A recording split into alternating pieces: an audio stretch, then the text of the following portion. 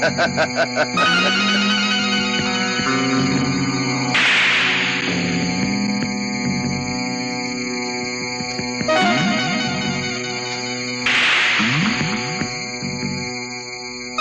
लो अपना पाप।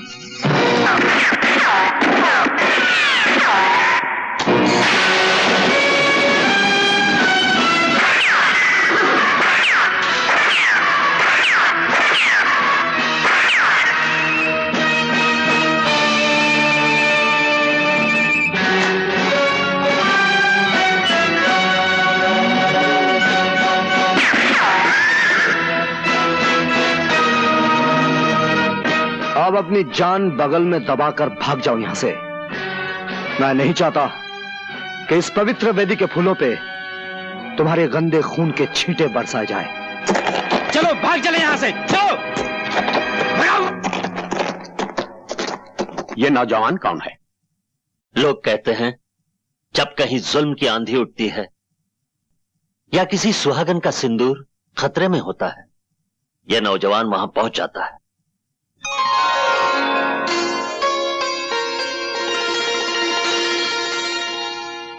ये लीजिए गहने, दुल्हन को पहना दीजिए।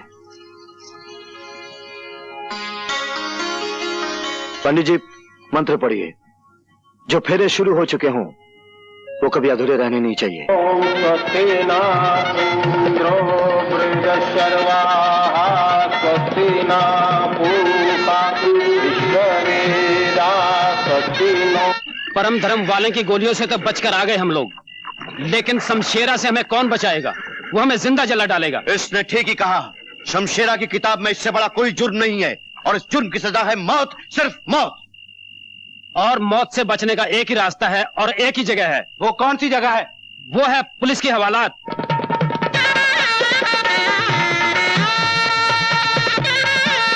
बधाई हो राय साहब, बधाई हो। शुक्रिया ठाकुर साहब।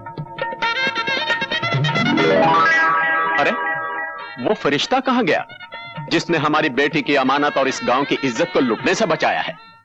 जुल्म से लड़ने के लिए जो लोग दूसरों की आग में कूदते हैं वो किसी धन या धन्यवाद का इंतजार नहीं करते राय साहब। चल दोस्त, फिर तूने अपना फर्ज अदा कर दिया। पता नहीं हर खतरे से पहले तुझे किस तरह पता चल जाता है। सुनिए, हम आपके एहसान का बदला तो नहीं चुका सकते। ये छोटी सी भेंट है, आप इसे स्वीकार कर लीजिए। जो मैंने किया है वो एहसान नहीं था, मेरा धर्म था। और धर्म अपना इनाम खुद होता है। उसे सोने चांदी के तराजू में तोलकर हमें शर्मिंदा ना कीजिए। लेकिन आपने ये तो नहीं बताया, आपका नाम क्या है, कौन है आप? समझ लीजिए मैं एक राही हूं जिंदगी के सफर का, और ये मेरा दोस्त है जो मुझे रास्ता दिखाता है।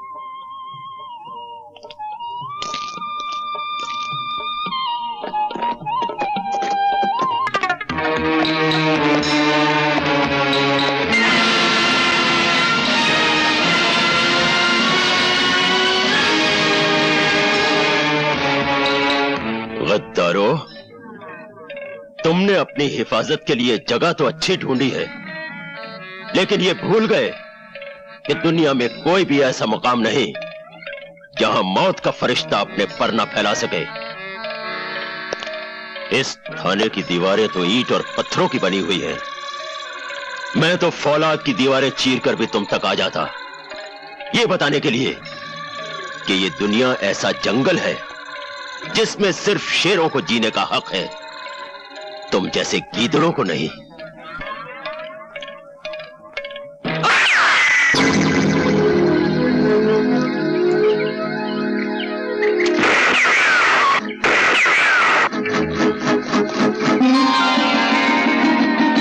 आप?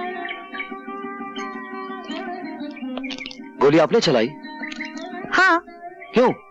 एक बहुत बड़ी चोरी हो गई। क्या? दिल। मैं तो कुछ और ही समझा था। किसने चुराया आपका दिल? जिंदगी के सफर की एक राहिनी, जिसकी राह ढूंढते ढूंढते मैं यहाँ तक पहुंच गई हूँ।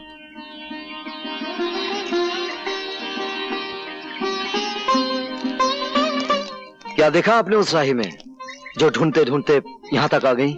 एक दिल देखा जो दूसरों के दुख को समझता है, दो बाजू देखें, जो कमजोर इंसान को जुल्म से बचाते हैं। बस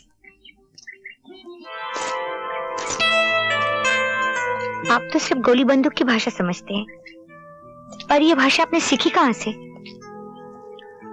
पहले मैं भी अहिंसा का पुजारी था। डाकुओं ने ऐन शादी के मौके पर मेरी बहन का दहेज लूट लिया। जिस दरवाजे से डोली उठने वाली थी, उसी दरवाजे से दो अर्थियां उठी, एक मेरी बहन की और दूसरी उसके दूल्हे की।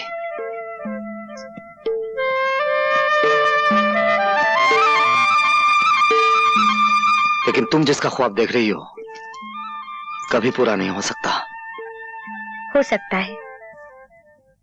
नाजुक धागे की जगह विश्वास की मजबूत डोर बंधी होनी चाहिए। आप सिर्फ एक बार डोर तो थामिए।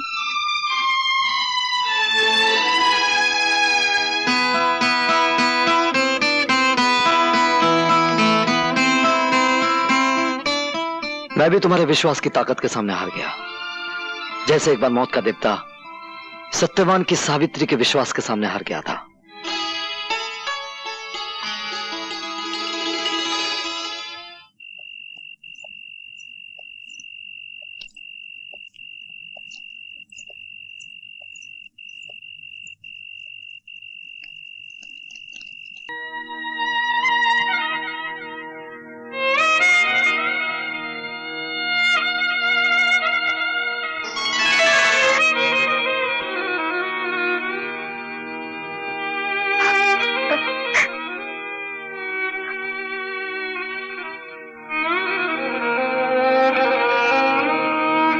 सावित्री, हम दोनों के बीच जो कुछ भी हुआ है वो दो शरीरों की मांग नहीं थी, दो आत्माओं का मिलन था। दुर्गा मां हमारी शादी की गवाह है। मैं इसी वक्त तुम्हारे पिताजी के पास जाकर हमेशा के लिए उनसे तुम्हारा हाथ मांग लूंगा। तो मैं क्या समझूं, आपकी तरफ से शादी की बात पक्की हुई? क्या आपको मेरे वचन पे विश्वास नहीं? आपके वचन पे मुझे पूरा यकीन है, पर अपनी जिंदगी का भरोसा नहीं। उम्र को जब बुढ़ापे का दीमक लग जाता है तो इंसान को हर सांस आखिरी सांस मालूम होती है। मैं चाहता हूं आखिरी सांस लेने से पहले अपने हाथों से यह शुभ कार्य कर दूं। सावित्री को आपके घर पहुंचा दूं और खुद अपने घर चला जाऊं। जाने की इतनी जल्दी क्या है आपको? अभी तो आपको सावित्री के बेटे को गोद में खिलाना है। नाना के गोद में नहीं, दादी की गोद में खेलना है। मुंह मीठा कीजिए, आने वाली खुशियों की खुशी में।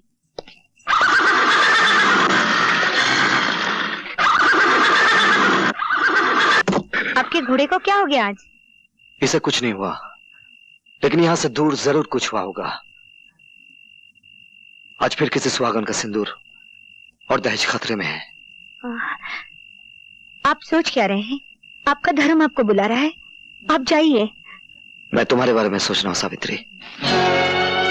वहां पहुंचना मेरा धर्म बनता है और तुम्हारे पिताजी से मिलना मेरा फर्ज। आप इस उलझन में मत पड़िए। अगर मेरे कारण कोई दुल्हन लूट गई तो मैं अपने आप को कभी माफ नहीं कर पाऊंगी।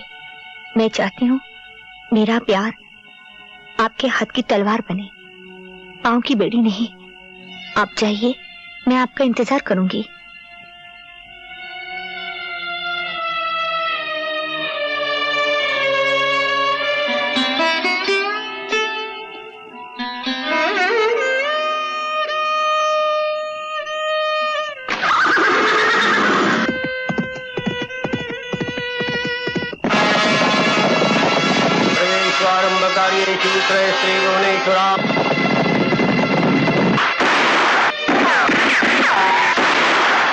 शर्मो, और तुम लोग खाली हाथ चले आए। लानत है तुम पर। डूब मारो चुल्लू पर पानी में। विनायकं गुरुं बाणं ब्रह्म विष्णु महेश्वरान् सरस्वतीं प्रणम।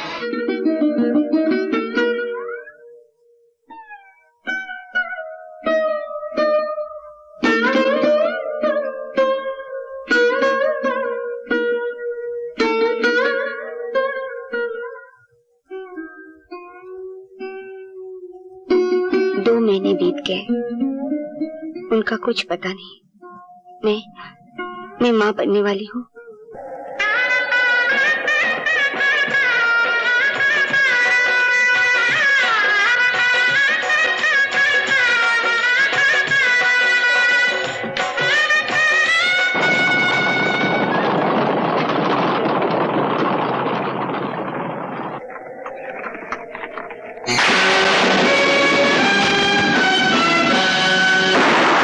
परम धर्म वाला आ गया।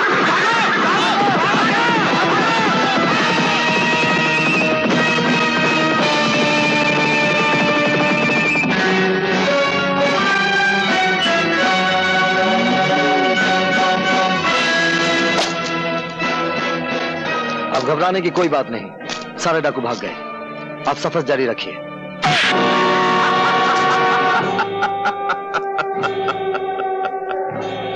हाँ, लेकिन अब तुम्हारी जिंदगी का सफर खत्म हो चुका है। तुमने कई बाजियों में मुझे शिकस्त दी।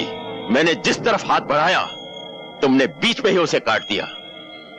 लेकिन अब मैं तुम्हें काटूंगा, सर से पांव तक तुम्हारे इतने टुकड़े करूंगा कि गिनने वाला गिन नहीं सकेगा। अच्छा, तो ये सब झूठ था। बाकी सब झूठ था, लेकिन तुम्हारी मौत सच्ची है। 2 महीने से सोच रहा था कि ये परम धर्म वाला है कौन और इसे खत्म कैसे किया जाए, लेकिन बाद में समझ में आया कि एक झूठी बारात बनाई जाए जिसमें घोड़े पर बैठा हो दूल्हे की जगह यमराज और डोली में हो खूबसूरत सी तुम्हारी मौत।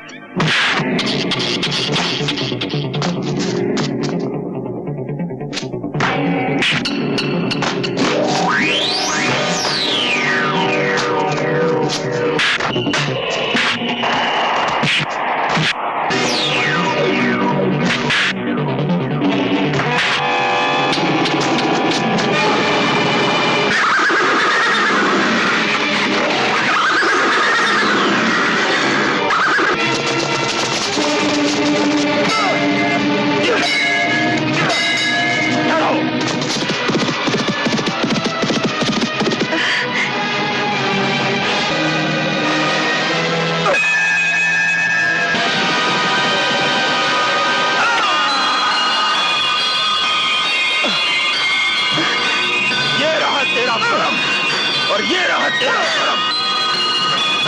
विजय! विजय! विजय!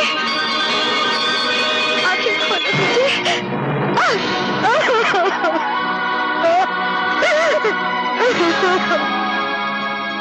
विजय की अचानक और बेवक्त मौत ने सावित्री की जिंदगी को वीरानियों से भर दिया। ठाकुर साहब के अरमानों पर बिजली टूट पड़ी जब उन्हें यह पता चला कि उनकी बेटी बिन ब्याही मां बनने वाली है, जिसे दुनिया वाले पाप समझेंगे और सावित्री एक शूरवीर की निशानी। अपनी इकलौती बेटी का जीवन बचाने के लिए ठाकुर साहब ने एक झूठ का सहारा दिया और सावित्री से कहा कि उसने विजय के बच्चे को जन्म तो दिया, लेकिन बच्चा मरा हुआ था। ठाकुर साहब ने सावित्री को समझाया कि औरत को जिंदगी में 3 सहारों की जरूरत होती है, बचपन में पिता की, जवानी में पति की और फिर पुत्र की।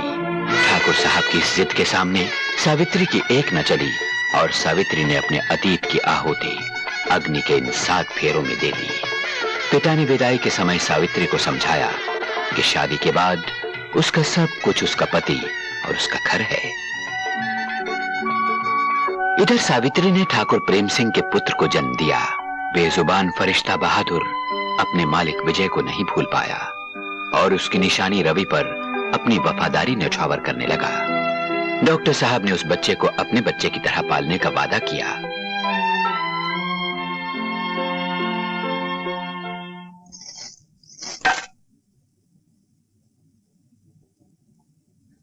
ये रुपए गरीबों में बांट दो। राजेश हमारी जिंदगी में इतनी खुशियां लाया है कि इसे हीरे और मोतियों में तोला जाए तो भी कम है। जाओ। चलो बेटा, केक काटे। लो।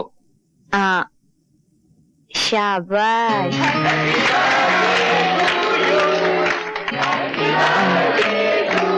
ये लो।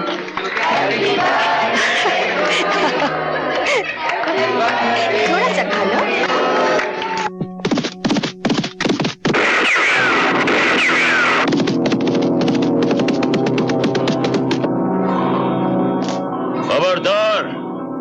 कोई अपनी जगह से हिलना नहीं।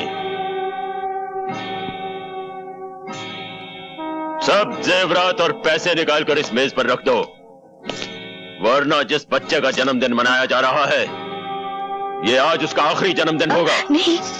चलो।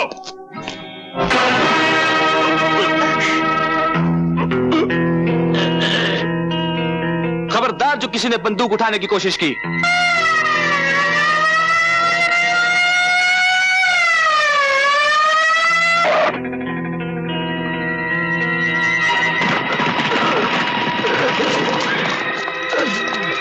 इंस्पेक्टर, गिरफ्तार कर लो इसे। तुमने मेरी एक आंख फोड़ी है ठाकुर। तुम्हें अपनी दोनों आंखों के साथ जान से भी हाथ धोना पड़ेगा। मैं तुम्हें नहीं छोड़ूंगा ठाकुर, मैं तुम्हें नहीं छोड़ूंगा ठाकुर, मैं तुम्हें नहीं छोड़ूंगा।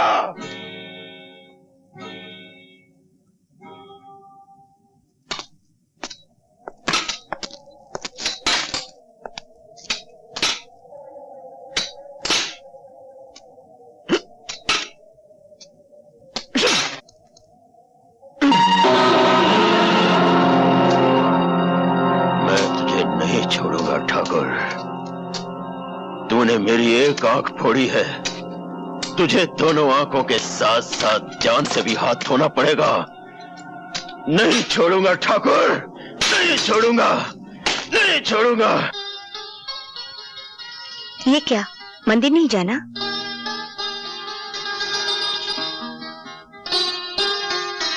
ऐसे क्या देख रहे हैं? सावित्री, हमारी शादी को 20 साल हो गए हैं, लेकिन आज के दिन तुम मुझे मंदिर ले जाना कभी नहीं भूलती।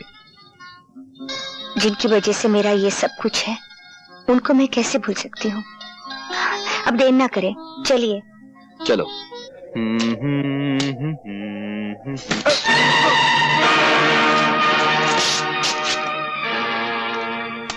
आज तुमने टांग अड़ाई है 144, फिर ना रोना कभी, नहीं तो उसे काट कर तुम्हारी गर्दन के साथ बांध दूंगा।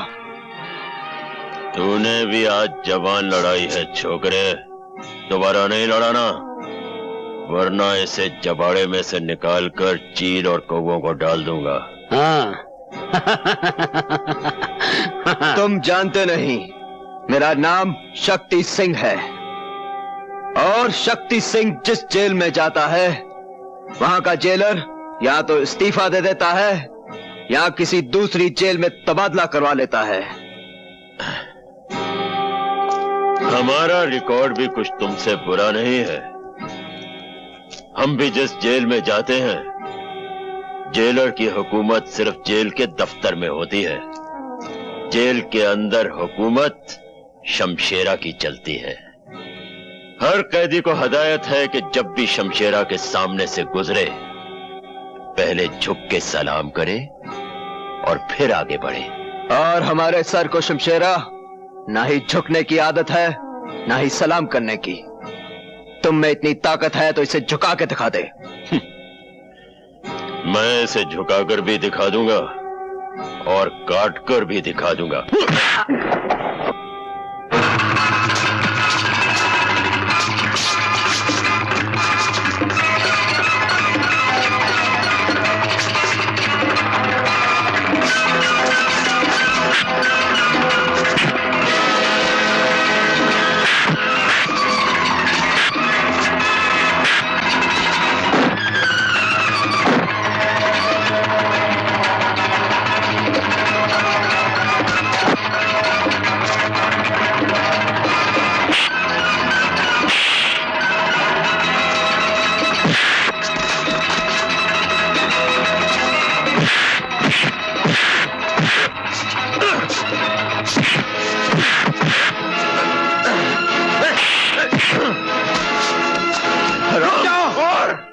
शमशेरा, शमशेरा, तुम 7 साल के लिए जेल में आए थे, लेकिन इन्हीं खूनी उबालों की वजह से तुम्हारी सजा 7 साल से बढ़कर 14 साल हो गई, और फिर 14 साल से 21 साल। कल तुम्हारी रिहाई का दिन है, कहीं ऐसा ना हो कि रिहाई का मुंह देखने के लिए फिर तुम्हें बरसों लग जाएं। शमशेरा ने पहली बार अकल की बात सुन भी ली और मान भी ली। नौजवान जाओ, तुम्हारी किस्मत अच्छी है।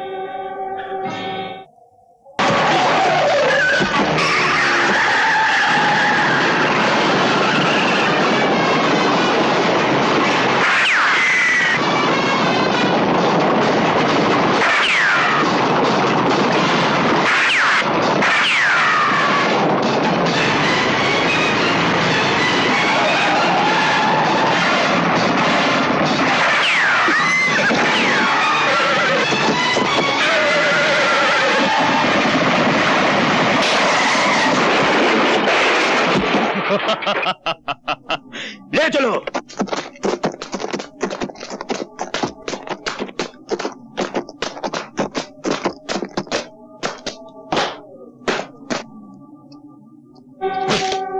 पहचाना मुझे?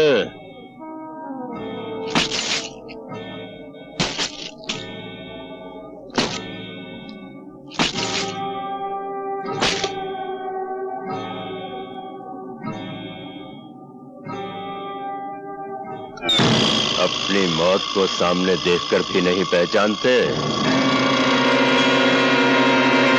शेरा,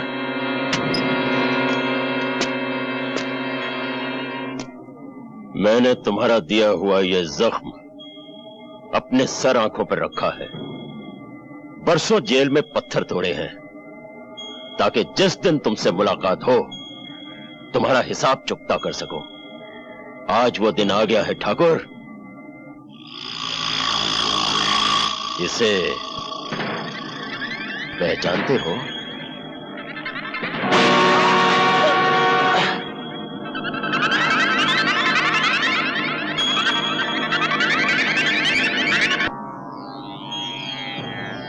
ये खड्डा मैंने तुम्हारे लिए ही खोद कर रखा है।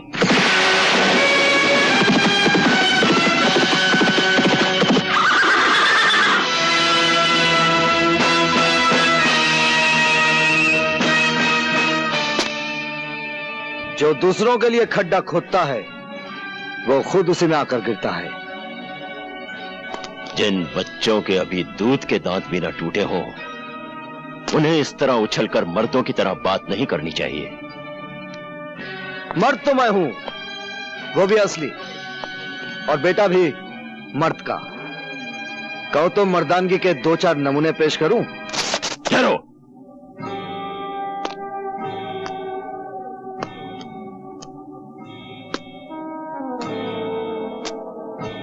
लगता है कि तुम्हें पहले कहीं देखा है। हाँ, जरूर देखा होगा।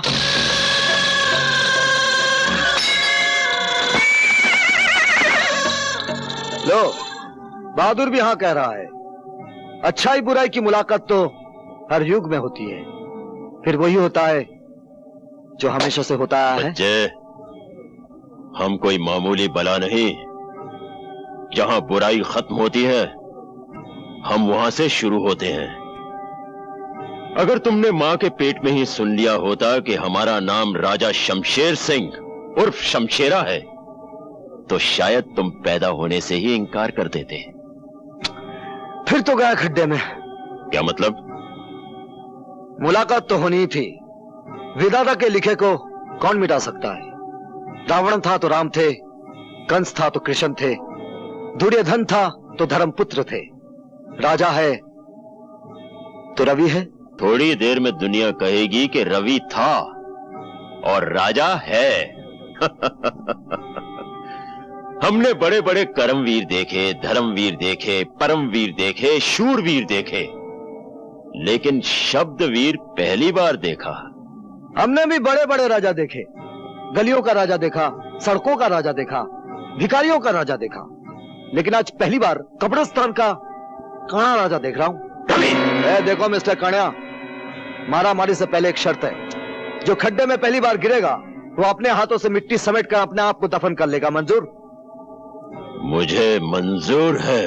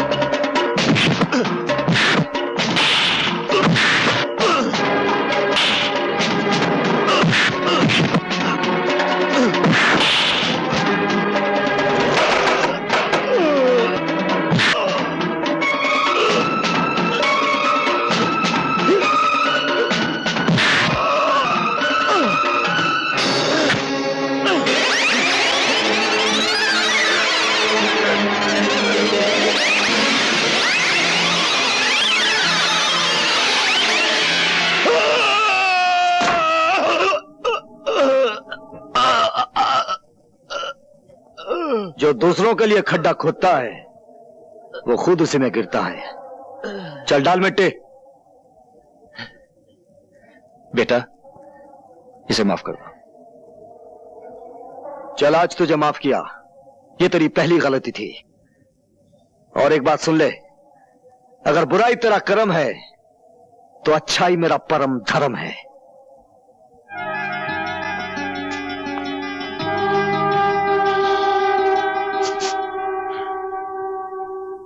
हाय राम, ये क्या हो गया आपको?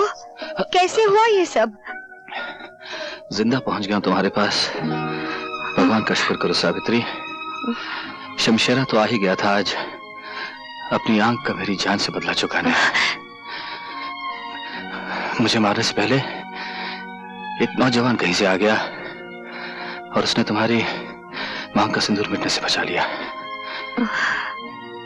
कहाँ है वो नौजवान? आप उसे साथ नहीं लाए? वही तो यहाँ लेके आया है मुझे। बाहर खड़ा है वो।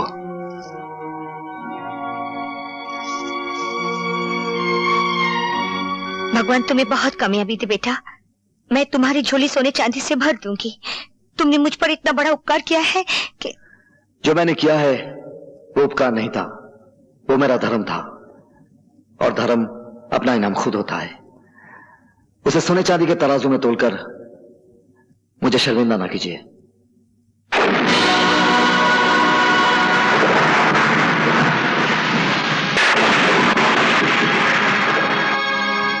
मैं चलता हूं। उनकी देखभाल के लिए किसी डॉक्टर को बुला लीजिए।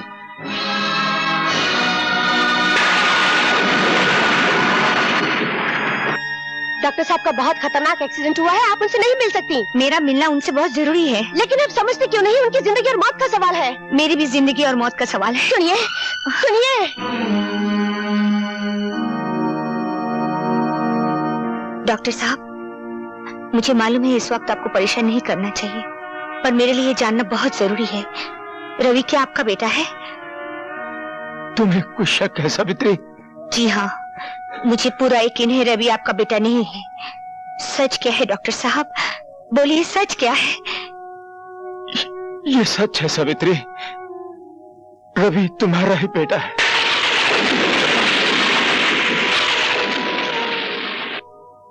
मगर अब इस सच्चाई को मेरे साथ ही मर जाने दो, नहीं तो तुम्हारे हरे भरे घर में आग लग सकती है।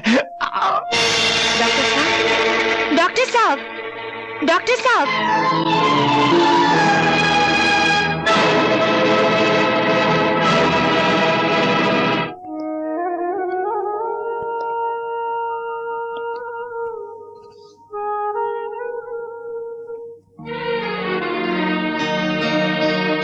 माँ के बाद आप ही मेरे सब कुछ थे। हम मुझे छोड़कर चले गए। मैं अनाथ हो गया पिताजी, मैं अनाथ हो गया।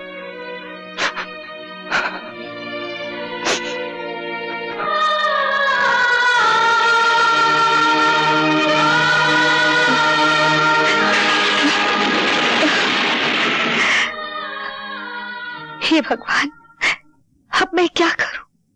पति पत्नी के जीवन की इमारत सिर्फ विश्वास की बुनियाद पर खड़ी होती है। सावित्री, जिस दिन प्रेम को पता चल गया कि तुम उसके विश्वास की आंखों में धूल झोंकती रही हो, तो इस इमारत को गिरने से कौन बचा सकेगा? इस इमारत को अब झूठ बचा नहीं सकता। बचा सकता है तो सिर्फ सच ही बचा सकता है।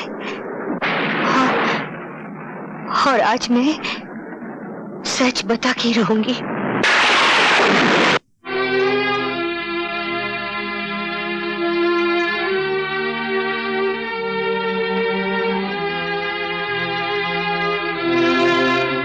क्या बात है सावित्री? बात कुछ ऐसी है जो मैं ना कह सकी तो मेरा दिल अंदर ही अंदर घुट कर मर जाएगा। मैं आपसे सब... मैं जानता हूं तुम क्या कहना चाहती हो। मैंने तुम्हारी आंखों में तुम्हारे दिल की कहानी पढ़ ली है। तुम अपने बेटे के बारे में बात करना चाहती हो ना? हाँ हाँ, आपको कैसे मालूम कि मैं अपने बेटे के बारे में बात करना चाहती हूँ? सावित्री, मैंने जिंदगी के कितने साल गुजारे हैं तुम्हारे साथ, दुख सुख बांटे हैं। तुम्हारी जिंदगी का ऐसा कौन सा कोना है जो मुझसे छुपा है एक कोना जिसमें आज तक अपने... मैं वो कोना भी जानता हूं। उसका नाम है रवि। रवि? क्या बताया रवि ने आपको? उसने बताया कि तुम डॉक्टर को मिलने गई थी। डॉक्टर ने तुमसे कुछ कहा और दम तोड़ दिया। वो बिलक बिलक कर रोने लगा और तुमने उसके सर पे अपना हाथ रख दिया। और क्या कहा रवि ने? उसने कहा जब अपना हाथ तुमने उसके सर पर रखा तो उसे ऐसा लगा जैसे उसकी मां वापस आ गई हो।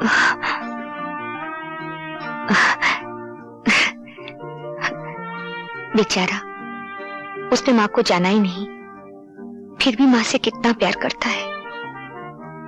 डॉक्टर साहब के चले जाने के बाद वो अकेला हो गया है। मैंने उससे कहा वो हमारे घर आ जाए। मुझे विश्वास है तुम उसे मां का प्यार दोगी। मैं उसे घर ले आऊं? हाँ, घर? नहीं। क्यों, क्या बात है? मेरा मतलब है कि मैं... तुम राजेश के बारे में सोच रही हो? कहीं वो सोचेगा कि उसका हक बांटने वाला कोई आ गया। कोई बात नहीं, रवि हमारे गेस्ट हाउस में ठहर जाएगा, ठीक है? सावित्री, जवान बेटा बाप का बाजू होता है, ये मुझे रवि के आने के बाद ही पता लगा है। वो कैसे? जब से रवि ने हमारा कारोबार संभाला है, हर काम में उसकी समझ, मजदूरों से काम लेने का ढंग, ये सब बताता है कि वो हमारे कारोबार को हमसे बेहतर समझता है। चलो अच्छा हुआ, कोई तो आपका हाथ बटाने वाला मिल गया। मैं तो चाहता था कि तुम्हारा लाडला राजेश एक बार रवि से मिल तो लेता, लेकिन उससे अपनी अयाशी से फुर्सत ही कहाँ है।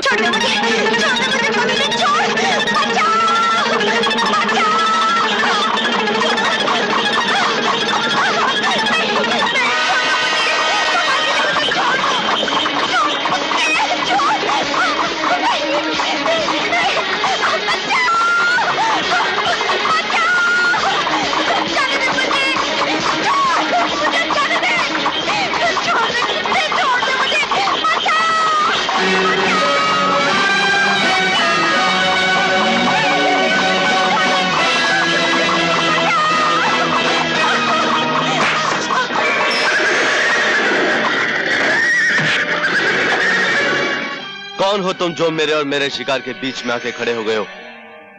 शिकार का इतना ही शौक है तो जंगल में जाओ और किसी शेर का शिकार करो। कमजोर लड़कियों पर हमला करने वाले को शिकारी नहीं कहते। मालूम होता तुम्हारे मुंह में जो जबान है जरूरत से ज्यादा लंबी है, उसे काट के छोटी करनी पड़ेगी। मेरी जबान काटने से पहले मेरे हाथ की लंबाई तो देख ले।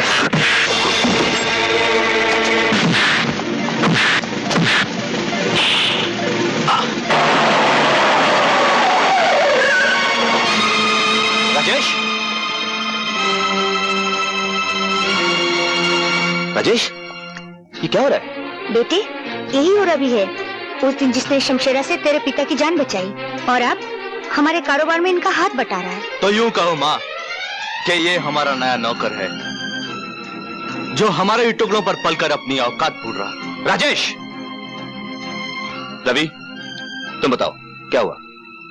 आप इन्हीं से पूछ लीजिए। मैं जानता हूं गलती तुम्हारी ही होगी राजेश। चलो हाथ मिलाओ इसके साथ। मैं नौकरों से हाथ नहीं मिलाता।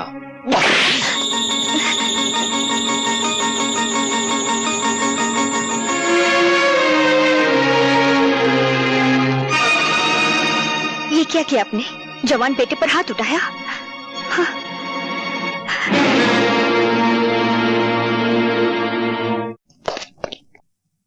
आपने मुझे बुलाया ठाकुर साहब? हाँ, वो बंजारे लोग आए हैं, उनको मेला लगाने की जगह दे दो। पिलराम, पिलराम, जो हुक्म, जो हुक्म। बंजारे, मैं ना पिताजी, पिताजी दरवाजा खोलिए पिताजी, हमारी किस्मत का दरवाजा भी खुल गया है। खाना बदोश लोग आ गए पिताजी। पिताजी, पिताजी, अरे आज सुबह सुबह बेहोश हो गए क्या?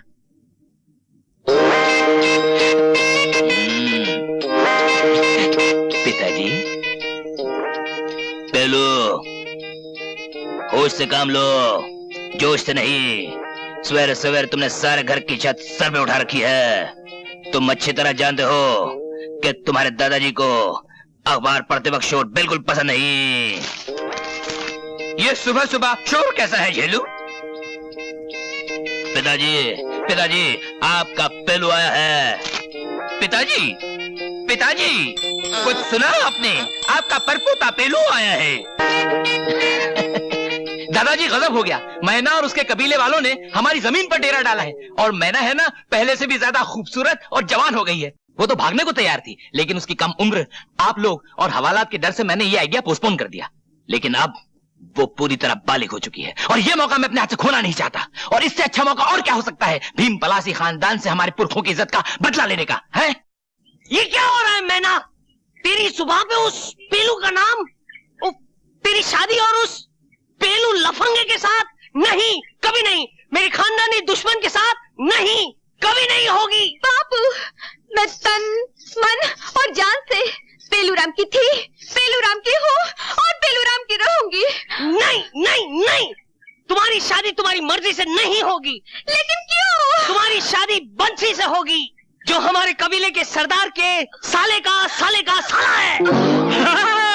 सारी खुदाई एक तरफ, साले के साले का साला एक तरफ। आहा, आइए आइए हमारे होने वाले जवाहराज, आइए। बापू, आज मेरी मैना इतनी चुप क्यों है? चहक क्यों नहीं रही है? वो शर्मा रही है बेटे, तुझसे शर्मा रही है। थोड़ी देर के लिए तू बाहर चला जा, मैं इसे अभी चेकाता हूँ। नहीं नहीं नहीं, मैं मेले में अकेली जाऊंगी। अकेली? अकेली? बापू, बापू, अगर मैना मेले में अकेली चली गई तो फिर वापस नहीं लौटेगी। है? मुझे याद है, इस उम्र में एक बार मेरी माँ भी अकेली मेले में चली गई थी, आज तक नहीं लौटी, नहीं लौटी। क्या? हाँ, ये जग बीती नहीं है बापू, आप बीती है।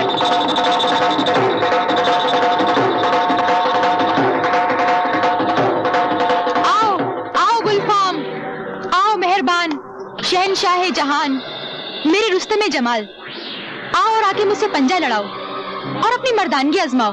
तमाशबीनो, तुम्हें सिर्फ गुलबदन की कलाई मोड़नी है। इस मुकाबले का कुछ इनाम भी है क्यों नहीं? अगर हारोगे तो जितना माल तुम्हारी जेब में सब बिजली का, और अगर जीतोगे तो जितना माल मेरी जेब में सब तुम्हारा। फिर तो हम देखेंगे कि तुम्हारी जेब में कितना माल है।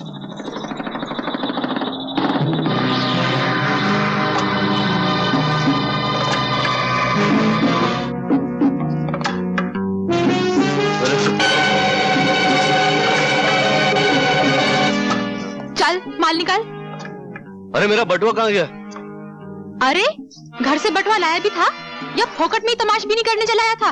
अरे देखो लोगों, ये खेल इसी कलाई का नहीं, हाथ सफाई का है। अबे ए जग्गा, जरा दिखाना इस मर्दुए को अपने हाथ की सफाई। अबे चल, अबे मुंह से ऐसी बात आ गई जैसे शराब का पूरा पीपा उधेड़ दिया अंदर। अरे ओ शराबी, क्यों दूसरों का बिजनेस खराब करता है? चल चल यहाँ से, चल। अरे छोड़, अरे छोड़ो मुझे यार।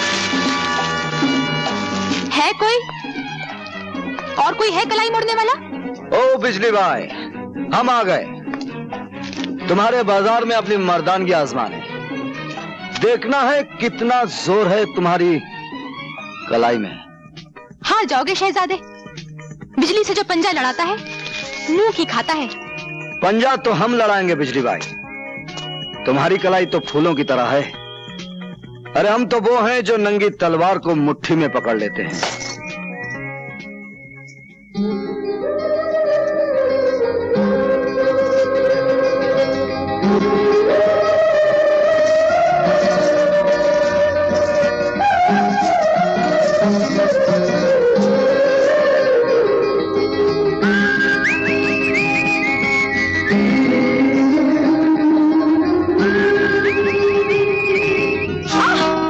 लाओ, अपनी जेब का माल निकालो।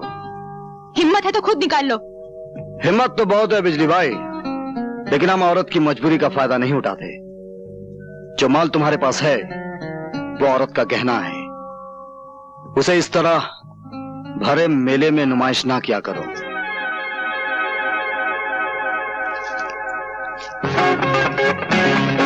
अरे जग्गा, वो भाषण देने वाला तो बड़ा चालू निकला, मेरी चोली में से बटवा ही निकाल के ले गया। तू पकड़ ना जाकर। मैं अबे अबे पैसे लेके कहां भागता है?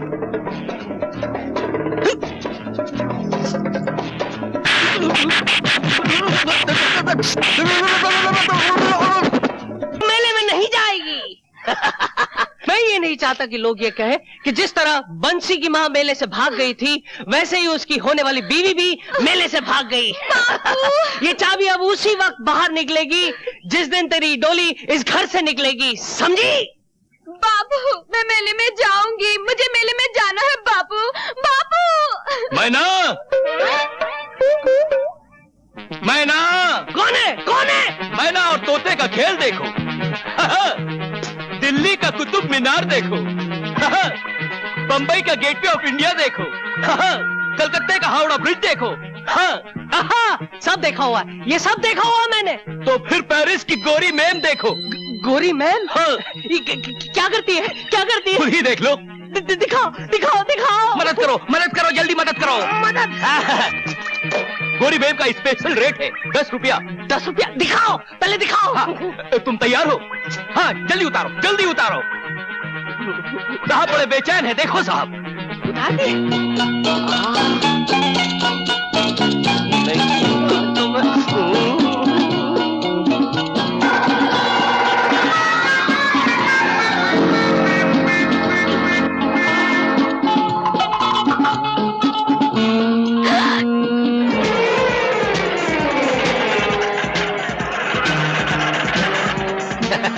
देखा मैं ना, तेरे बाप को तो मैंने ऐसा काम पर लगाया है कि रात भर बाइस्कोप देखता रहेगा।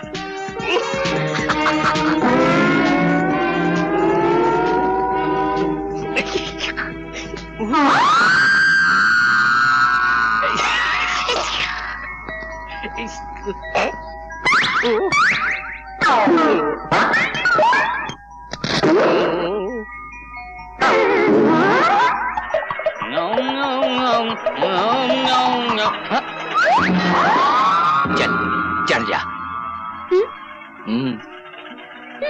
अरे ओ घोड़े पर? हाँ, और कहा। चल, बहुत मजा आएगा। अरे ये तो मैना है, मगर साथ में कौन है? पेलूराम तो नहीं हो सकता। मेरी मैना को तो भीम पलासी ने कमरे के अंदर बंद किया था और बाहर से ताला लगाया था। लकड़े की काठी, काठी पे घोड़ा, घोड़े की क्या? हाँ, दुम पे जो मारा हथौड़ा।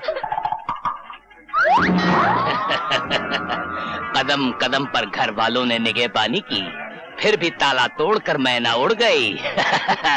खैर हो इस जवानी की। तो फिर तू कौन है? मैं हूँ तेरा जीजा पेलूराम, वल्द ठेलूराम, वल्द ठेलूराम, वल्द खेलूराम।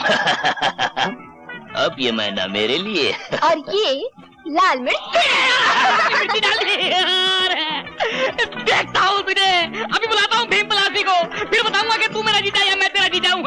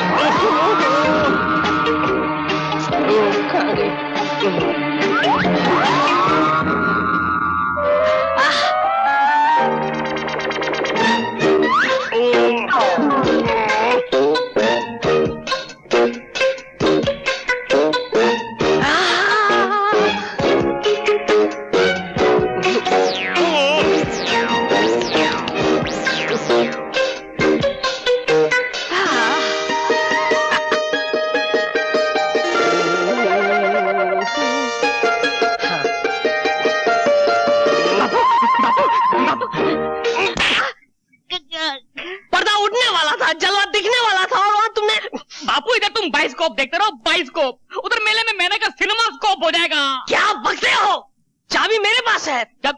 चाबी? अरे किधर? कदम कदम पे निगाह पानी की, पिंजरा तोड़ के उड़ गई मैना, खैर वो जवानी की।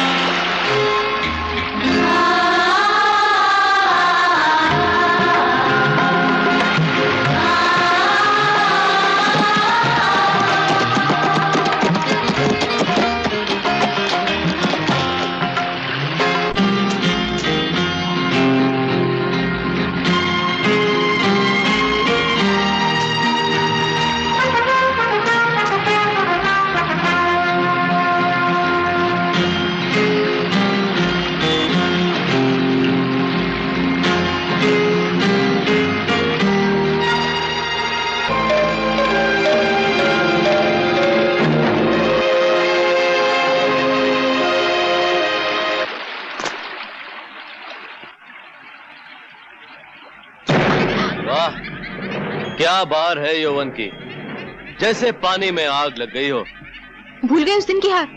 नहीं भूला, इसीलिए तो यहाँ आया हूँ उस दिन का फैसला करने। तुम भी अकेली हो, मैं भी अकेला हूँ। आज पंजा लड़ा लो तो मजा आ जाए।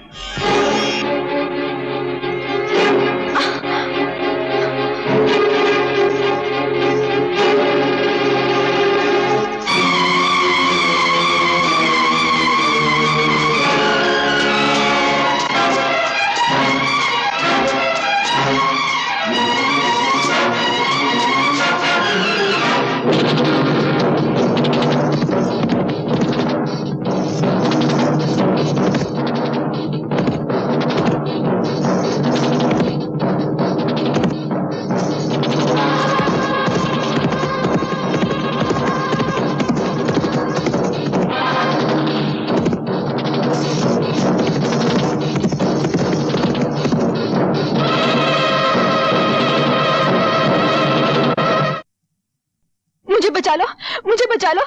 एक जानवर मेरे पीछे पड़ा है, वो मेरी इज्जत लूटना चाहता है। फिर आके खड़े हो गए मेरे और मेरे शिकार के बीच में। तुम्हारे हाथों को जुल्म करने की आदत पड़ गई है, तो मेरे हाथों को जुल्म से लड़ने की आदत पड़ गई है। आज मैं तुम्हारा किस्सा हमेशा के लिए खत्म कर देता हूं। अगर मैं चाहूं तो इस गुस्ताखी के बदले में इस पिस्तौल में जितनी आग है तुम्हारे सीने में उतार दूं, लेकिन मैं ऐसा नहीं करूंगा, क्योंकि मैं नहीं चाहता कि जिन लोगों ने मुझे इतना प्यार दिया है, मैं अपने गुस्से की खातिर उनके खानदान का अकेला चिराग बुझा दूं। जाओ, अपने घर जाओ। ठहरो, जाने से पहले एक नजारा तो देखते जाओ।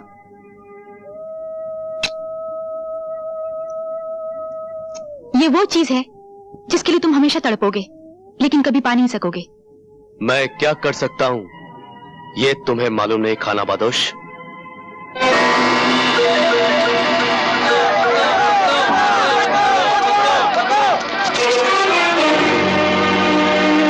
हट जाओ मेरे रास्ते से, नहीं तो एक एक को भून के रख दूंगा।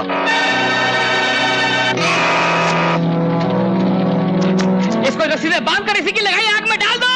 छोड़ो मुझे।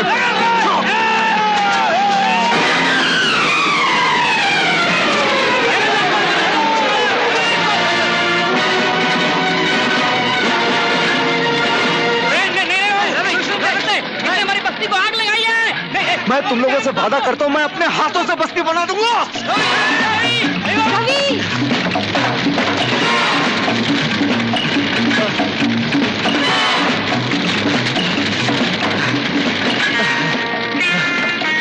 जा, तुम निकल जा।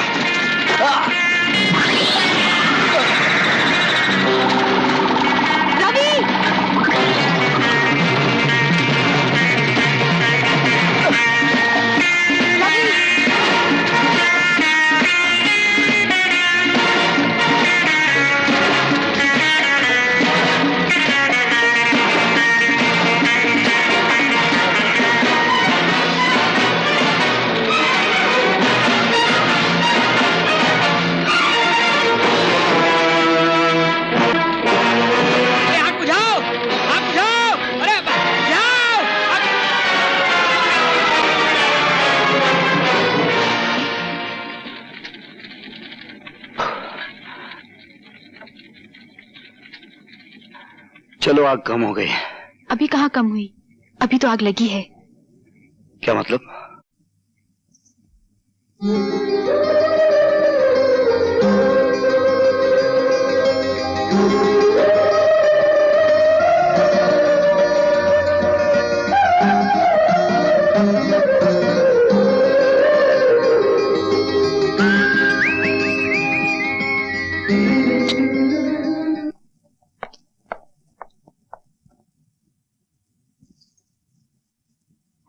क्या कर रहे हो राजेश? तुम्हारा हार देख रहा हूँ माँ, बहुत खूबसूरत है।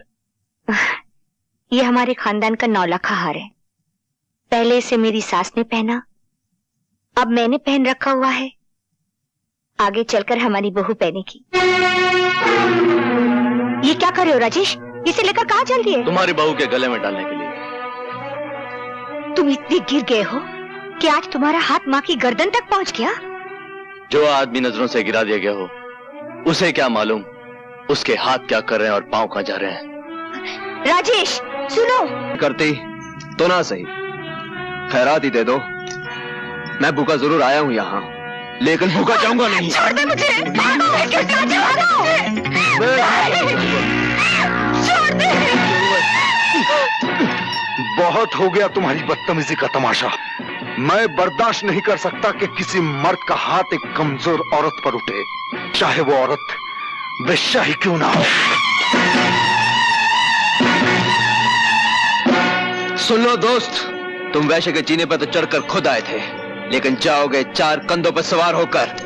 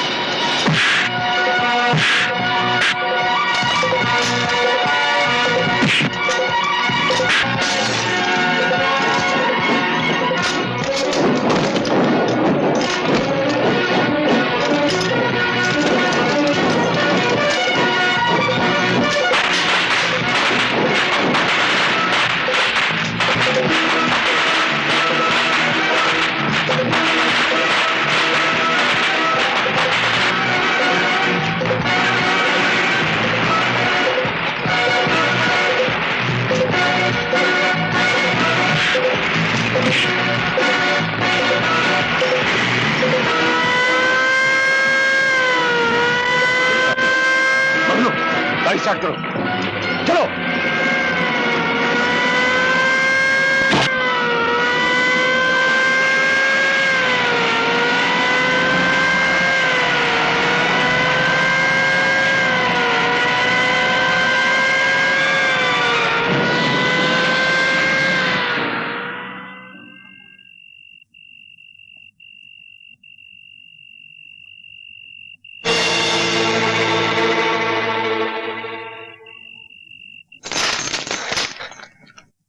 शमशेरा तुम? हाँ, उस दिन जेल में जो हमारा तुम्हारा मुकदमा शुरू हुआ था, मैं चाहता हूं कि आज उसका फैसला हो जाए। तुम्हारे सामने बंदूकें भी पड़ी हैं और तलवारें भी, जो चाहे हथियार उठा सकते हो। नहीं शमशेरा नहीं, तुमने अभी अभी मेरी जान बचाई है पुलिस से। मैं सब कुछ कर सकता हूं, तुम पर हाथ नहीं उठा सकता। हाथ उठा नहीं सकते, बढ़ा तो सकते हो। हमें तो तुम्हारी दुश्मनी भी अच्छी लगती थी और अब दोस्ती भी अच्छी लगती है। फिर एक बात बताओ दोस्त, मैं तो उस मोहल्ले में अपनी जान से मिलने गया था, तुम वहां क्या कर रहे थे? मैं अपने एक दुश्मन का पीछा कर रहा था जो उसी कोठे पर गया था। ओह, इससे तो यही जाहिर होता है कि हम दोनों का एक ही दुश्मन है। दुश्मन ने हमारी दोस्ती की जंजीर में एक कड़ी और जोड़ दी है। दुश्मनी वो आग है जिसमें दोस्ती का लोहा तपकर फौलाद बनता है।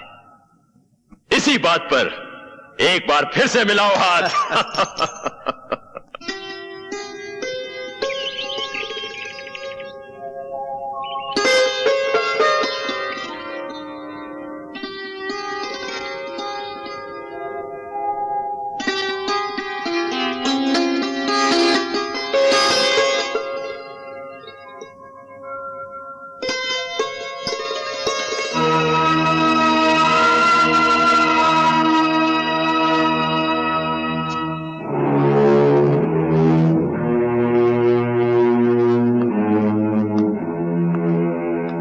जरा सुनिए, अपनी अमानत तो लेते जाइए। अमानत? हाँ, जिस चीज को आप लेने आए थे उसे यही छोड़कर चले जाएंगे आप?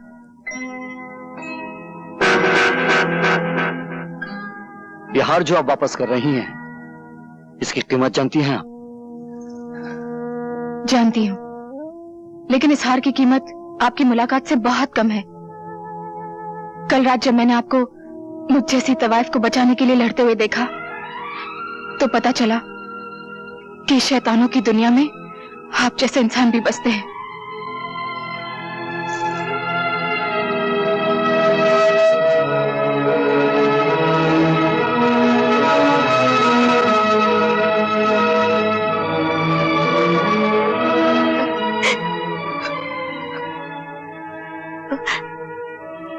लो मां, अपना खानदानी हार। तुम्हारा एक बेटा इसे ले गया था, समझ लो दूसरा बेटा वापस ले आया।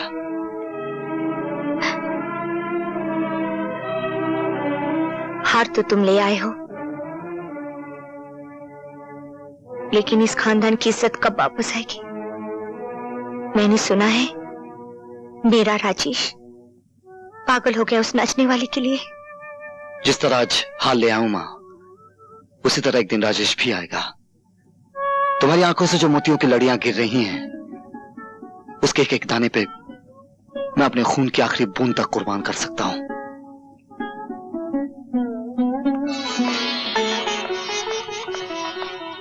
भगवान, आज मैं जिंदगी में पहली बार तुम्हारी मंदिर की सीढ़ियां चढ़कर आई हूं। ये कहने आई हूं कि ना तो मुझे तुम्हारी ये दुनिया चाहिए, न वो, न आसमान पे बिखरे हुए तारे चाहिए और न जमीन के नीचे दबे हुए खजाने। चाहिए तो बस यही चाहिए, मुझे उस बाजार से उठा लो जिसे आज तक मैं अपनी मां की गोद समझती आई हूं, और मेरे सर पर वो आंचल डाल दो जो एक कोठे वाली को घर वाली बना सकता है।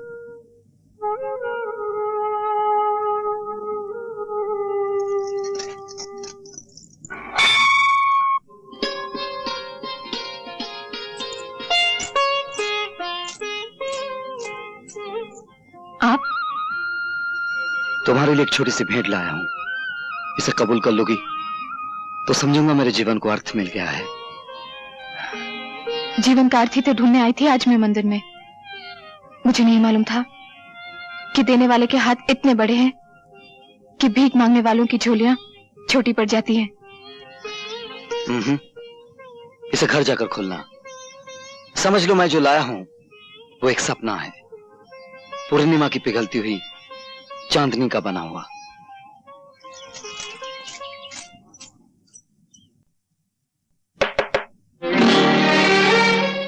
तुम?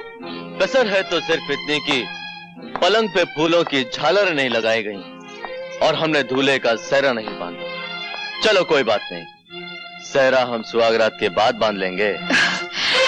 खबरदार जो मुझे हाथ लगाया। अब मैं बाजार में बैठी हुई एक तवाइफ नेहा से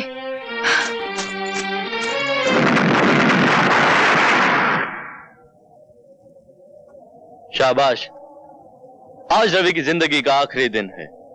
उसकी जीप यहां से गुजरेगी तो धमाके में उसकी जान और मेरा इंतकाम दोनों खत्म हो जाएंगे।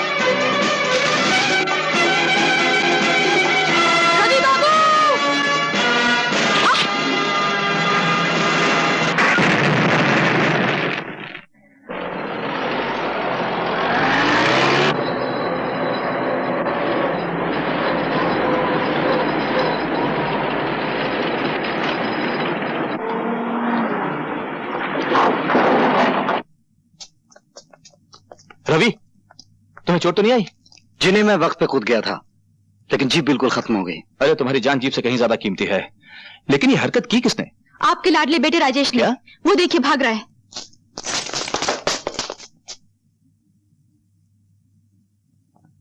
मुझे बचा लो माँ, मुझे बचा लो। आज तुम्हें कोई नहीं बचा सकता। क्या हुआ? क्या किया है मेरे राजेश ने? आज ये एक ही छलांग में इंसानियत की आखिरी हद से गुजर गया है। तुम जानती हो, आज इसने रवि की जान लेने की कोशिश की। रवि की? क्या ये सच है? यही सवाल जब अदालत में इससे पूछा जाएगा तो ये कह नहीं सकेगा कि ये झूठ है। सवाल तो आज मैं अपने आप से कर रहा हूं कि मैंने ऐसे बेटा मांगा क्यों था। मैं तो अपनी वसीयत में लिख जाऊंगा कि मेरी चिता को नीच से नीच आदमी आग दे, मगर ये अधिकार मेरे बेटे को ना मिले। मुझे ये अधिकार चाहिए भी नहीं। चाहिए तो सिर्फ अपना वो हक चाहिए जो आपने एक सगे बेटे से छीनकर एक बेगाने को दे दिया है। मेरा जुर्म ये नहीं कि मैंने रवि की जान पे हमला किया, मेरा जुर्म ये है कि मेरा हमला नाकाम रहा। आपने मुझे बुलवाया ठाकुर साहब? आइए इंस्पेक्टर साहब, इसे गिरफ्तार कर लीजिए। इसने रवि की जान लेने की कोशिश की है। ठाकुर साहब, तुम देख रही हो माँ, पिताजी मेरे साथ क्या सुलूक कर रहे हैं। जो आज हुआ है बेटे, वो कई साल पहले हो जाना चाहिए था। गलती तो हमारी है जो हमने जहर के पौधे को दूध से सींचा। इंस्पेक्टर साहब, ले जाइए इसे। ठीक है। इसे एक मौका दे दीजिए, ये सुधर जाएगा। ले जाइए इसे इंस्पेक्टर साहब। हाँ? भिजवा दीजिए मुझे जेल में, चढ़वा दीजिए मुझे फांसी के ऊपर। इससे ज्यादा आप कर भी कर सकते हैं। आप मेरे बाप नहीं, कसाई है, कसाई है आप। सावित्री,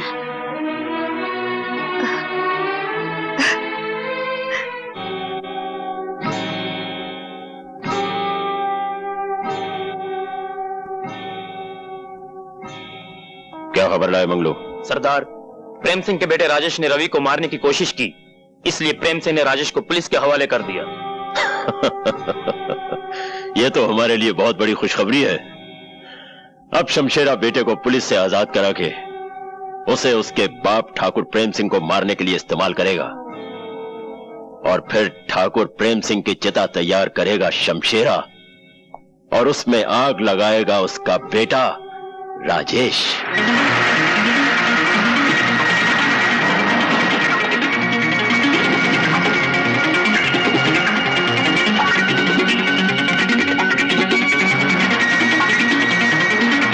चलो।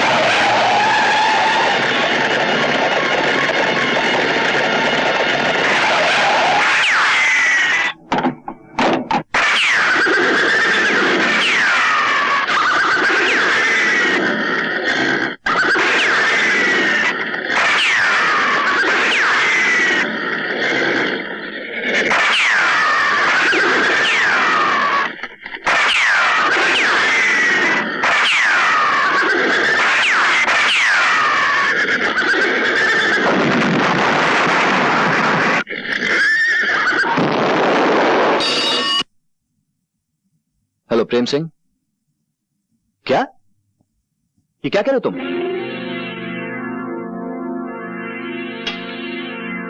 क्या हुआ? शमशेरा और उसके आदमी राजेश को उठा के ले गए हैं। नौजवान, तुम्हारे दिल में यह सवाल उठ रहा होगा कि मैंने तुम्हें क्यों बचाया है। जवाब सुनने के लिए मैं सर से पांव तक कान बन गया हूं। मेरा एक रिश्ता तुम्हारे बाप से है और दूसरा तुमसे। तुम्हारे बाप से मेरी पुरानी दुश्मनी है, और तुम्हारी कहानी उस दुश्मनी से भी बहुत ज्यादा पुरानी है। डैडी से आपकी दुश्मनी क्यों है मैं जानता हूं, नहीं जानता तो दूसरी कहानी नहीं जानता। 20 साल पहले मेरा इकलौता बेटा मर गया था। तुम्हें सामने देखा तो मुझे लगा जैसे मेरा बेटा ही वापस आ गया हो। अगर आज वो जिंदा होता तो तुम्हारी ही उम्र का होता। उसके खून में भी जवानी की आग भड़क रही होती, आंखों से शोले लपक रहे होते, मेरे दुश्मनों को जलाकर राख कर देने के लिए। अगर तुम्हारे बाप से मेरी दोस्ती होती तो मैं उसे कहता कि मेरा सब कुछ ले लो, लेकिन अपना बेटा मुझे दे दो। आप अपने दुश्मन के बेटे को अपना बेटा बनाने के लिए तैयार हो जाते? तैयार ही नहीं, बेकरार हूं। और सोचो तो अपने आदर्शवादी बाप के पास तुम जाकर करोगे भी क्या? वो फौरन तुम्हें पुलिस के हवाले कर देगा। कत्ल की कोशिश के इल्जाम में तुम्हें कम से कम 10 साल की सजा तो होगी ही। जेल से बाहर निकलोगे तो तुम्हारी जवानी ढल चुकी होगी। खून में भड़कते हुए शोले बर्फ से भी ज्यादा ठंडे हो चुके होंगे। जिंदगी का जुलूस चल तो रहा होगा, लेकिन शमशान की तरफ जाती अर्थियों की तरह। मुझे बचा लीजिए अंकल, बचा लीजिए। अपने मरे हुए लड़के के सदके मुझे अपने आप से अलग मत कीजिए। कैसे कर सकता हूं बेटे? अपने जिस्म से अपनी जान को कौन अलग कर सकता है? और फिर मेरी जान तो पूरे 20 साल के बाद वापस आई है। अरे तू क्यों रो रहा है? क्यों रो रहा है? मंगलवार रात को 8 बजे बारात लेकर आ जाना, मैं तेरी शादी मैना से करवा दूंगा। मंगलवार रात को 8 बजे। आगे बारात आ गई, बारात आ गई। चलिए हाँ, चलो आइए जवाई राज आइए। अरे नहीं, संभालो ठीक है। अरे ये दूसरी बारात कहाँ से आई? ये कौन है? ये कैसे हो सकता है? लेकिन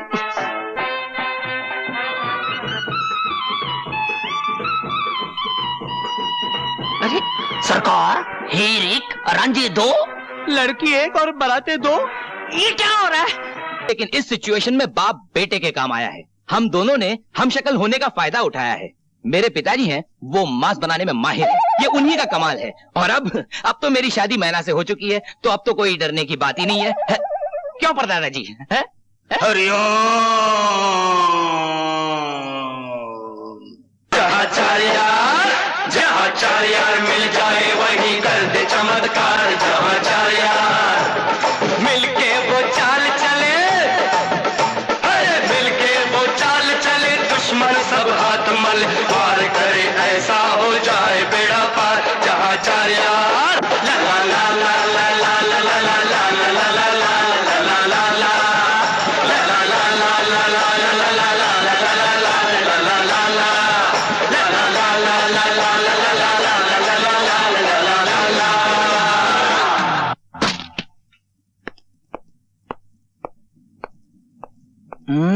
मत छुओ मुझे।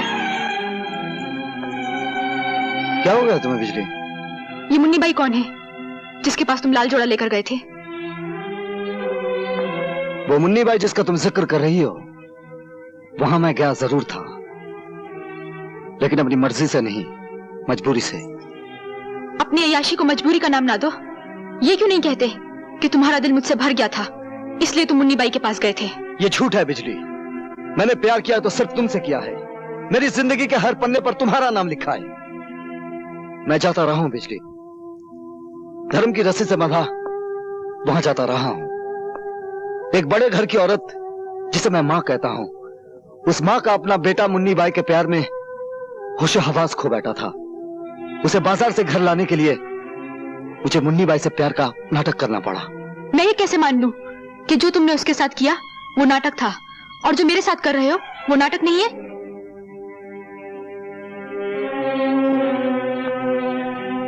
मेरी आंखों में आंखें डालो और होंठों पे होंठ, तो मैं खुद ब खुद पता चल जाएगा कि मैं सच कह रहा हूं या झूठ।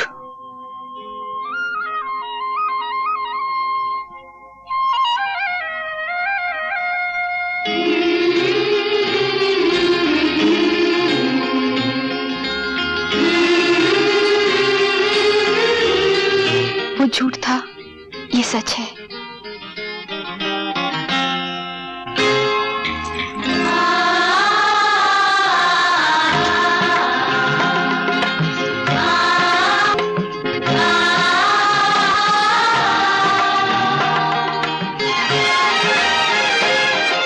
अब तो यकीन आया ना, मैंने उसे जो कुछ भी दिया था वो छलावा था।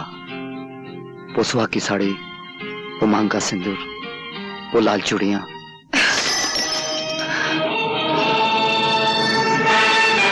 ये लो अपनी लाल चूड़ियां और पहना दो उस छिनाल को जिसे तुम अपने गले लगा रहे हो। दुनिया के तमाम जानवर अपने बच्चों की परवरिश अपने दूध से करते हैं, सिर्फ नागिन अपने पिल्लों को अपने जहर से पालती है। और फिर मैं तो वो नागिन हूँ जिसने सदियों से और नस्लों से सिर्फ जहर ही पिया है। मैं तुम्हें फिर मिलूंगी और जब मिलूंगी तो वो सारा जहर एक साथ तुम्हारे मुंह पर उलट दूंगी।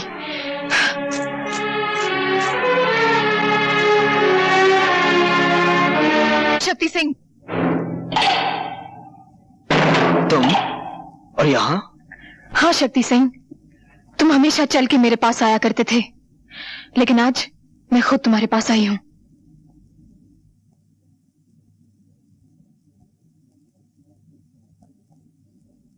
प्यासा पहले कुएं के पास आया करता था, आज कुआं चल के प्यासे के पास आया है।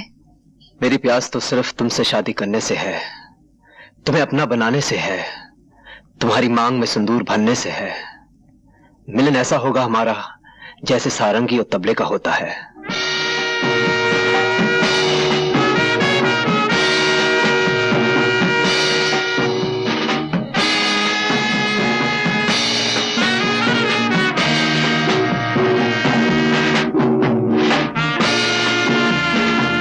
ये मिलन जरूर होगा शक्ति सिंह।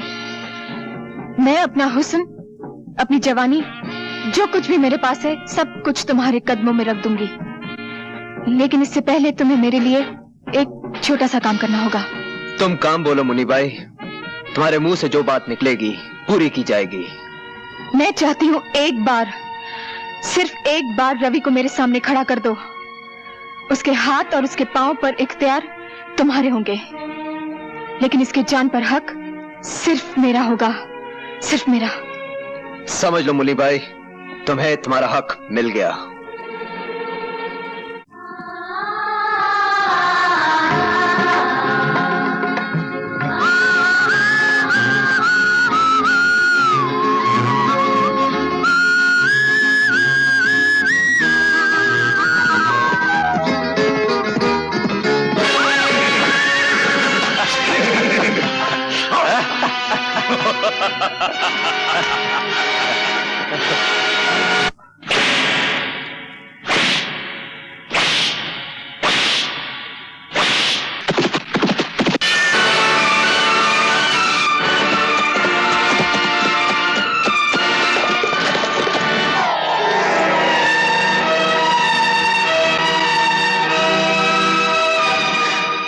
रवि,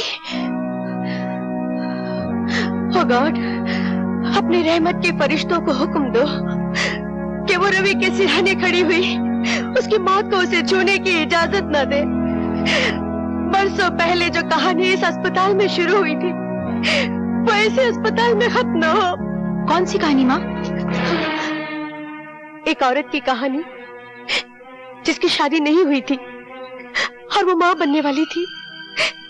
एक बच्चे की कहानी जिसे उसने जन्म दिया और उसे कह दिया गया कि उसका बेटा मरा हुआ पैदा हुआ है।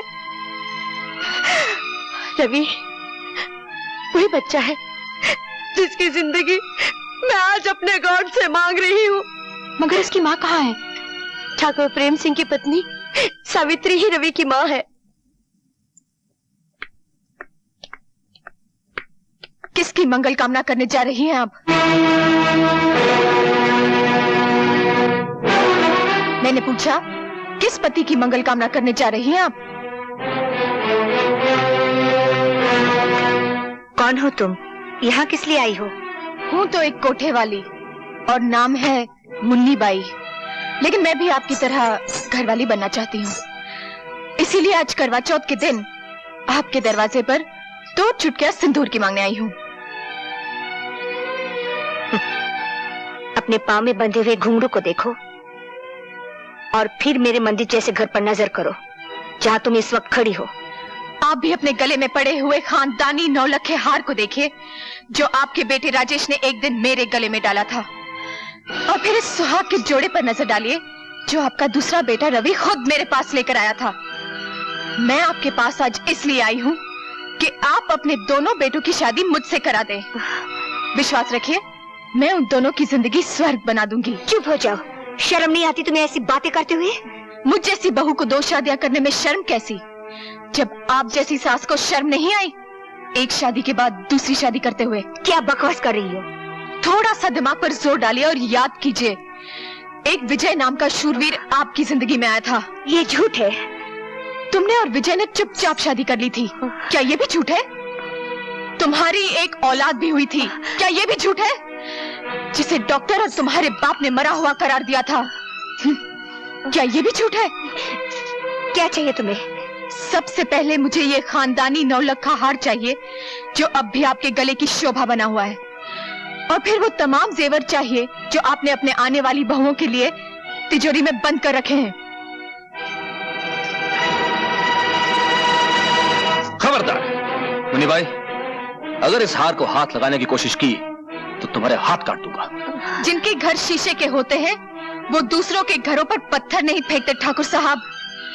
अगर हाथ काटने ही है तो अपनी बीवी के काटिए जिसने आपकी नाक कटा रखी है, जिसने आपको धोखा दिया है। निकल जाओ यहाँ से।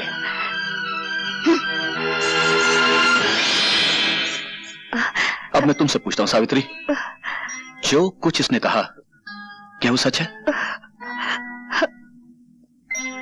इतना बड़ा सच छुपाया तुमने मुझसे, अपने पति से, जिसे तुम परमेश्वर मानती थी? मैं पूछता इतना खूबसूरत धोखा क्यों किया तुमने मेरे साथ? क्यों किया? आखिर क्यों? वक्त से बढ़कर धोखेबाज और कोई नहीं होता। जो सच्चाई कड़वी हो उसे छुपाना कोई पाप नहीं है। जो सच्चाई बोलने से घर में आग लग जाए उसे ना बोलना ही ठीक है। मरते वक्त मेरे पिताजी ने मुझसे ये वचन लिया था, पर आज जब आप सब कुछ जान गए हैं तो और एक सच्चाई भी जान लीजिए। मेरे स्वर्गीय पति की संतान रवि है।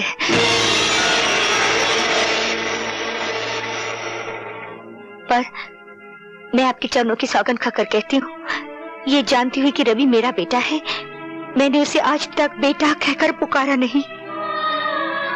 माँ के सामने बेटा हो और माँ उसे गले से ना लगाए, ये कोई छोटी बात नहीं है।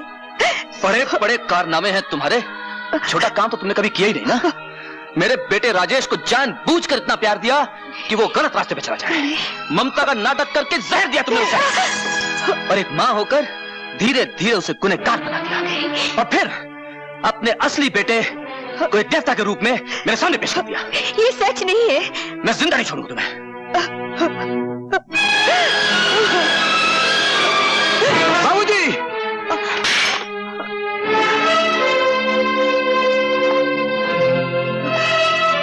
उठो मां।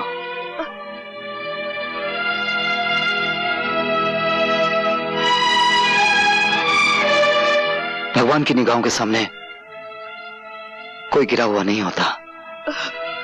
बाबूजी, पहाड़ से फेंका हुआ आदमी शायद बच जाए, लेकिन नजरों से गिरा हुआ आदमी कभी नहीं बचता। और आज आप मेरी नजरों से गिर गए। रवि! मैं इतना ऊंचा नहीं सुनता कि गिरे हुए आदमी की बात ना सुन सकूं। मेरी मां कितनी महान है, आपकी मर्यादा रखने के लिए इसने कितना बड़ा त्याग किया है। कोई मां अपने बच्चे से दूर नहीं रह सकती, लेकिन मेरी मां ने वो करके दिखाया है कि सारी नारी जाति को गर्व होना चाहिए। नीच कमीने मेरे ही टुकड़ों पर पलता और मुझसे जबान लड़ाता है। अगर तूने जलील औरत की हिफाजत करनी बाबूजी, अभी तक इस हाथ ने आपको बचाने की कोशिश की है क्योंकि वो मेरा परम धर्म था, लेकिन मां पर अगर किसी ने हाथ उठाया तो यह हाथ मां के बेटे का फौलादी हाथ बन जाएगा, और मां की हिफाजत करना मेरा परम धर्म होगा। चलो मां। नहीं रवि, मैं इन्हें छोड़कर कहीं नहीं जाऊंगी। मैं इस घर में डोली में बैठ कर आई थी, अब तो इस घर से मेरी मिट्टी उठेगी। मेरे लिए तुम मिट्टी ही हो, जब चाह उठ जाओ। सुना मां, लेकिन मेरे रहते हुए उन लोगों की मिट्टी उठेगी जो तुम्हारी मिट्टी खराब करना चाहते हैं। चलो।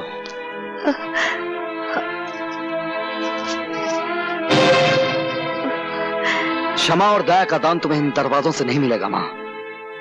इस खानदान की तो यह रस्म है कि जख्मों पर मरहम ना लगाया जाए, पहले उन पर नफरत चलाया जाए, बाद में नमक छिड़का जाए। आओ आओ।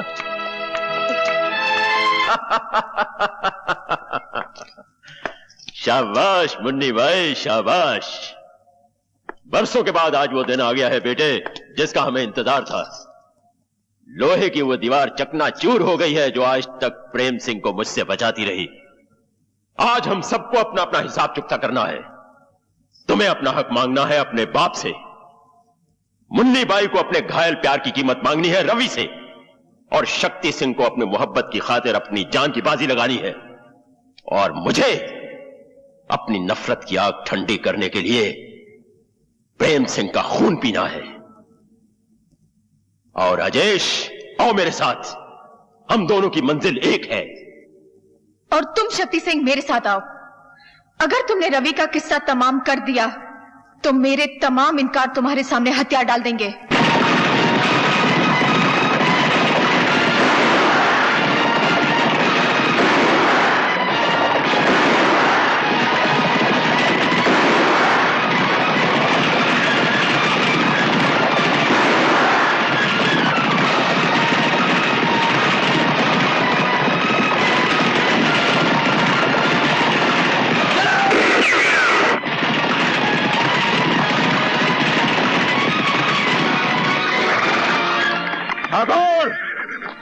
बाहर निकल और सामना कर अपनी मौत का, जिसने तुझे बरसों ढूंढा है और आज तेरे दरवाजे पर आ पहुंची है। ये क्यों नहीं कहता कि तू खुद मौत के दरवाजे पे आ गया है?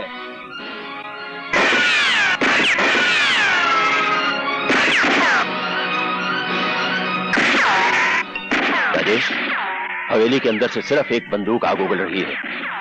तुम हवेली के चप्पे चप्पे से वाकिफ हो, हवेली का खुफिया रास्ता बताओ। रवि, आज फिर किसी जगह जुल्म की आंधी उठी होगी, किसी सुहागन का सिंदूर खतरे में पड़ गया होगा। बेटा, तू जल्दी जा, जल्दी जा।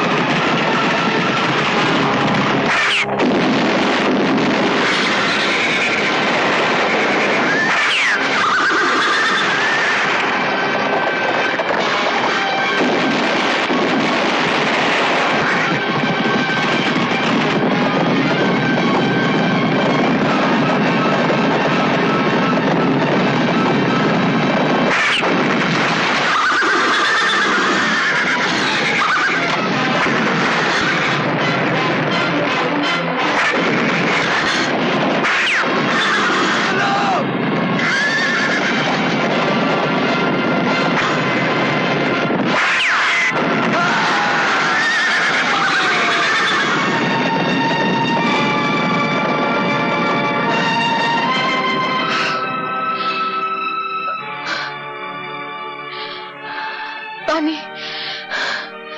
पानी, पानी।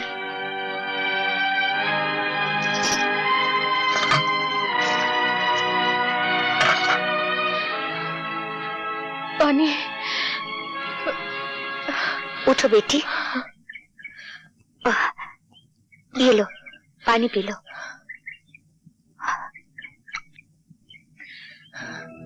आपने मुझे बेटी कहा? और क्या कहती बेटी? लोगों ने मुझे सैकड़ों नामों से पुकारा है। किसी ने वैश्या कहा, रंडी कहा और कोठे वाली कहा है, लेकिन आज तक इतने प्यार से किसी ने मुझे बेटी नहीं कहा। बेटी, लोगों ने हमें ये सब नाम दिए हैं और इन लोगों ने हमें पत्नी भी कहा, बीवी भी बनाया, बहन भी बनाया।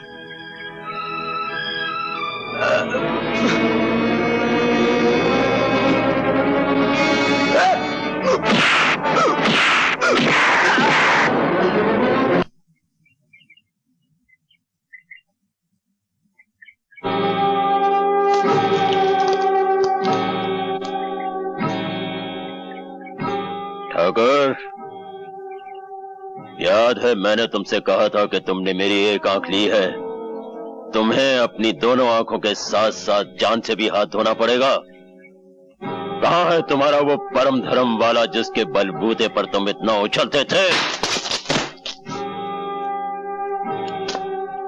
इंतकाम की जो भट्टी मैंने अपने सीने में परसों से तपाए रखी है, मैं चाहता तो था कि उसके अंगारे अपने हाथों से तुम्हारे बाप के मुंह पर उड़ेल दूं। क्योंकि मैंने तुम्हें अपना बेटा कहा है, इसलिए यह हक मैं तुम्हें देता हूं। ये लो पिस्तौल और उतार दो सारी की सारी गोलियां अपने बाप के सीने में, जिसने तुम्हें जायदाद नहीं दी, दौलत नहीं दी, बाप का प्यार नहीं दिया, दी है तो सिर्फ मुंह भरकर गालियां और जमाने भर की ठोकरें। चलाओ गोली और खत्म कर दो इस बाप बेटे के झूठे नाटक को हमेशा के लिए।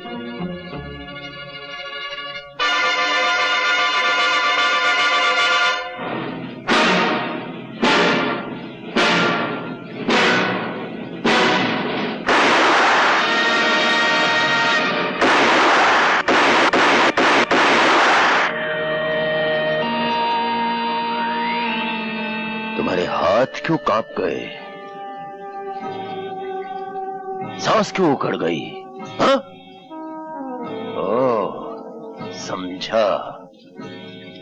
शायद वो बुज़दिली तुम में वापस आ गई है जो तुम्हें अपने बाप से खून में मिली थी। जा जाकर बैठ जा अपनी बाप की गोद में। राजेश, राजेश। और अब देख ठाकुर, जब एक मर्द निशाना बांधता है तो उसका शिकार कैसे तड़प तड़प कर मरता है।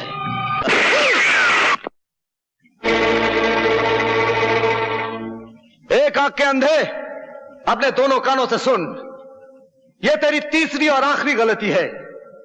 अब की बार मैं तुझे माफ नहीं करूंगा। अपने कुत्तों से कह दे अपने बंदूकें फेंक दे, वरना एक गोली तेरे सीने में उतार दूंगा।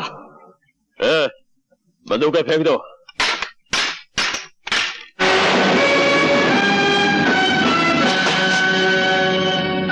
तुमने क्या समझा था? अपनी अंधी इंतकाम की आग में इन दोनों को जला सकते हो? इसमें से एक को मैंने भाई माना है और दूसरे को पिता का दर्जा दिया है। अबे वो 2 नंबर के बेटे, तू ये कैसे भूल गया कि इसने तेरी मां को धक्के मारकर घर से बाहर निकाला था और इसी ने कहा था कि तू इसका नहीं, किसी राहगीर का तोहफा है। मैं एक बहादुर बाप की यादगार हूं जिसने अपनी जान दे दी सुहागनों को बचाते हुए। ये मेरे पिता ना से ही, लेकिन मेरे मां के सुहाग हैं और उनके सुहाग को बचाना मेरा परम धर्म है।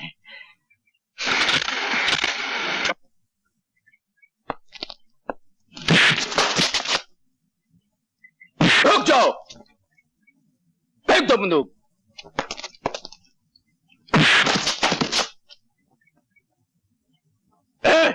बांध दो इन हरामखोरों को। मैं तुम्हें मामूली मौत नहीं मारूंगा, मैं तुम्हें जिंदा जला के मारूंगा।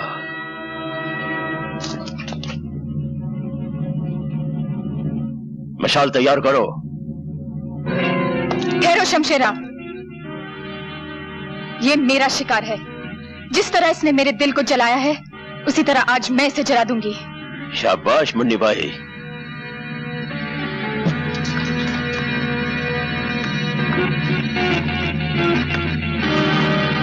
रवि, जला दे जलाने वाले को।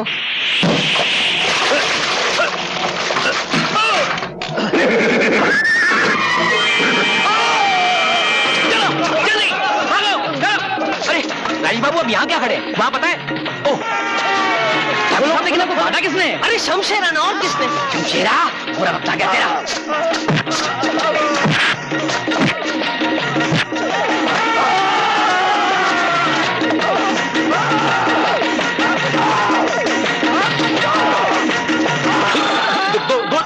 दोने मारने का, एक आदमी को दोने मारेगा। मेरे को मारेगा? नहीं, तेरे को साथ में लेके साथ जाऊंगा। में लेके जाएगा तेरी। अबे छोड़। ए डकुआ, औरत पे हाथ उठाता है? अरे हिम्मत है तो मुझसे लड़। ये अरे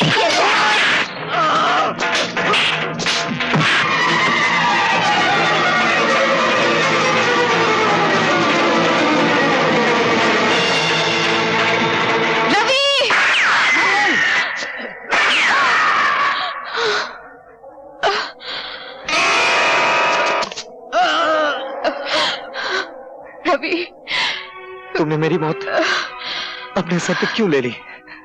रवि, मैं तुम्हें अपना दूल्हा तो नहीं बना सकी। सोचा कि तुम्हारी मौत को ही अपने गले लगा लो।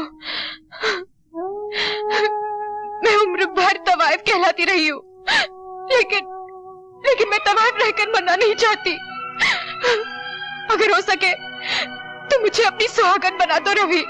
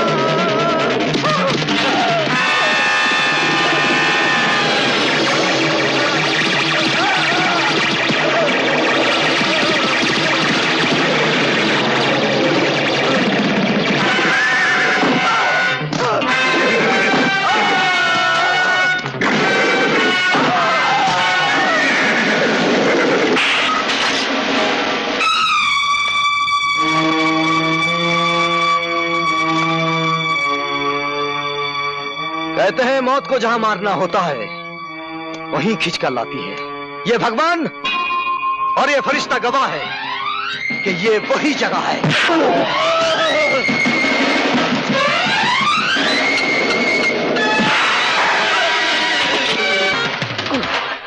वही दिन है।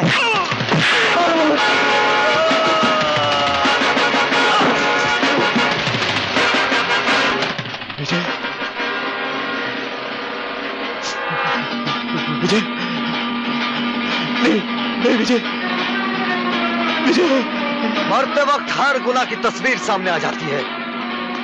मेरे पिता के कातिल, गौर से देख, तेरी मौत का नाम विजय नहीं रवि है।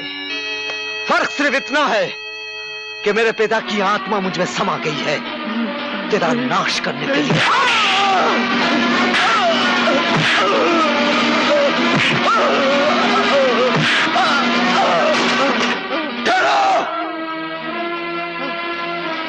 माँ, अगर शमशेरा को कुछ हुआ तो तुम्हारी माँ का क्रियाक्रम यहीं हो जाएगा।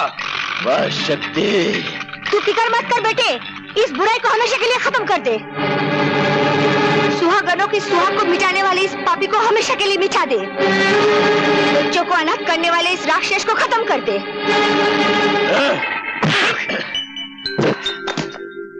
तूने ठीक ही कहा था हरामी की औलाद, ये वही जगह है, वही वक्त है और वही माहौल।